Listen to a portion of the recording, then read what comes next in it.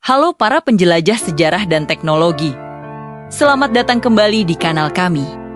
Hari ini, kita akan menyelami salah satu misteri teknik terbesar dalam sejarah manusia. Pernahkah kalian membayangkan bagaimana sebuah peradaban kuno, ribuan tahun yang lalu, mampu mendirikan sebuah obelisk raksasa? Kita tidak bicara soal obelisk biasa, tapi sebuah blok batu granit tunggal dengan berat ratusan ton dan tinggi lebih dari 30 meter. Semua ini mereka lakukan tanpa mesin modern, tanpa derek hidrolik, dan tanpa teknologi canggih yang kita andalkan sekarang. Ini adalah salah satu pencapaian teknik paling spektakuler dan membingungkan di masa lalu. Sebuah teka-teki yang masih menjadi bahan perdebatan panas di kalangan arkeolog dan insinyur hingga hari ini. Misteri ini menjadi begitu besar karena dua alasan utama yang sangat mendasar.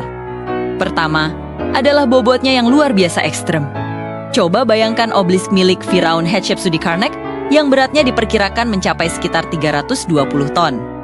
Itu setara dengan berat lebih dari 50 ekor gajah dewasa yang ditumpuk jadi satu. Bagaimana cara mengangkat beban seberat itu? Kedua, adalah sifat materialnya sendiri, yaitu granit.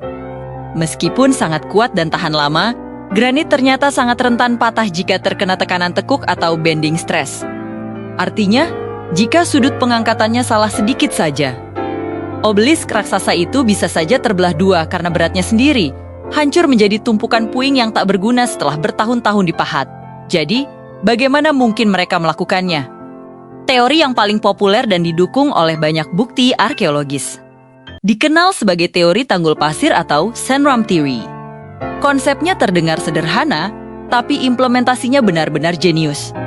Menurut teori ini, para arsitek Mesir kuno akan membangun sebuah struktur bata raksasa yang bentuknya seperti corong atau bak besar. Struktur ini kemudian diisi penuh dengan pasir.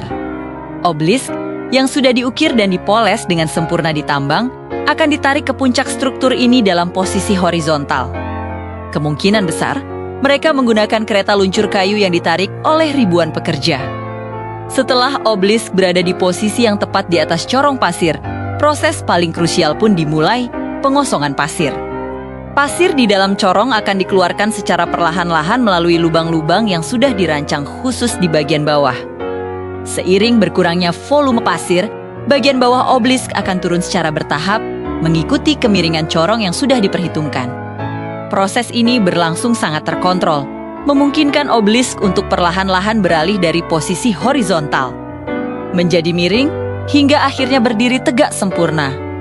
Dasarnya akan mendarat dengan presisi di atas tumpuan atau pedestal yang telah disiapkan sebelumnya. Ini adalah contoh luar biasa bagaimana gravitasi dimanfaatkan dengan sangat cerdas sebagai semacam sistem hidrolik purba. Mereka tidak melawan gravitasi, mereka justru memanfaatkannya. Namun, tidak semua ahli sepakat 100% dengan teori pasir ini. Beberapa peneliti berpendapat bahwa tenaga manusia murni yang dikombinasikan dengan sistem tuas kayu yang cerdas dan tali rami yang sangat kuat, digunakan untuk menarik obelisk agar berdiri. Bayangkan ribuan orang menarik tali secara bersamaan dengan koordinasi yang luar biasa sempurna. Namun, disinilah letak masalahnya. Kesalahan sekecil apapun pada tegangan tali atau koordinasi yang sedikit goyah di antara begitu banyak pekerja bisa menyebabkan bencana besar. Obelisk bisa jatuh atau patah seketika. Mengingat betapa berharga dan sulitnya pembuatan satu obelisk, skenario ini terasa sangat berisiko tinggi. Ada satu petunjuk menarik lainnya yang sering ditemukan pada obelisk dan tumpuannya. Sebuah cekungan khusus yang diduga berfungsi sebagai engsel atau pivot. Cekungan ini sepertinya dirancang agar dasar obelisk tidak bergeser atau meleset saat mulai ditegakkan dari posisi miring ke posisi vertikal. Engsel batu ini akan memastikan stabilitas dan presisi, sebuah detail kecil yang sangat krusial dalam proses yang penuh risiko ini. Ini menunjukkan betapa detailnya perencanaan mereka. Bukti penting lainnya berasal dari situs tambang kuno di Aswan. Tempat kita menemukan obelisk yang belum selesai atau unfinished obelisk. Monumen raksasa ini masih menyatu dengan batuan induknya, terbaring begitu saja di tambang. Situs ini memberikan kita petunjuk yang sangat berharga tentang bagaimana obelisk diukir dan dipisahkan dari batuan dasar. Sebuah proses yang sudah sangat rumit. Tapi ironisnya, tidak. Ada instruksi tertulis atau gambar yang tertinggal di situs itu mengenai bagaimana mereka berencana untuk menegakkan obelisk tersebut setelah selesai.